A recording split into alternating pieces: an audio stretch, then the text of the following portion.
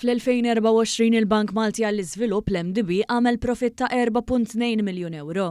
Dan ħareġ mill-preżentazzjoni tar-rapport annwali tal-bank fejn intqal ukoll li fid-dawl ta' tnedija tal-Viżjoni Malti 2050 mill-Gvern, l-MDB qed ifittex li jkompli jkun forza għal progress f'ambjent dejjem aktar kumpless.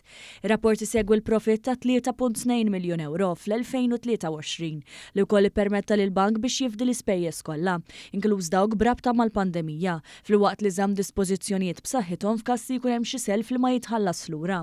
Ġie spjegat kif fl-2024 l-MDB estenda żewġ programmi ta' finanzjament ewlenin tiegħu, l-SME Guarantee Scheme u l-Guaranteed Co-Lending Scheme biex saħaħ l-appoġġ tiegħu għad kabbiru l-investiment.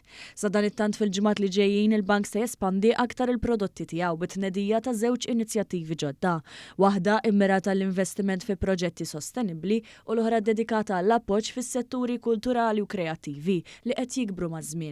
Iċ-Chairman tal-MDB Leo Brincat tenna li triq għall-futur titlob bidla fid-direzzjoni lejn investiment strateġiku u li għallinja mal-parametri ta' Viżjoni Malta 2050. Fi-żminijiet tal-lum, speċjalment meta għandna qudiemna il-Vision 2050 tal-Gvern li jidher se tiġi kristallizzata fix-xahar ta' Settembru, nixtiequ kemm jista' jkun li l-policies tagħna jiġu allinjati kemm jista' jkun mal-iskop nazzjonali ta' din il-vision ħalli aħna nkunu qed ngħinu sa fejn nistgħu fit-trasformazzjoni ekonomika ta' pajjiżna u kif bit-tliet sfidi ewlenin billi nadattaw is-sistemi tagħna, nkunu parti mill-proċess ta' trasformazzjoni u l-iktar punt importanti għax ħafna drabi l-iskemi tagħna n-nies ma jifhmuhomx illi billi nissimplifikaw il-proċessi tagħna u l-iskemi tagħna ħalli n-nies ta' barra ikunu jistgħu jifhmuhom.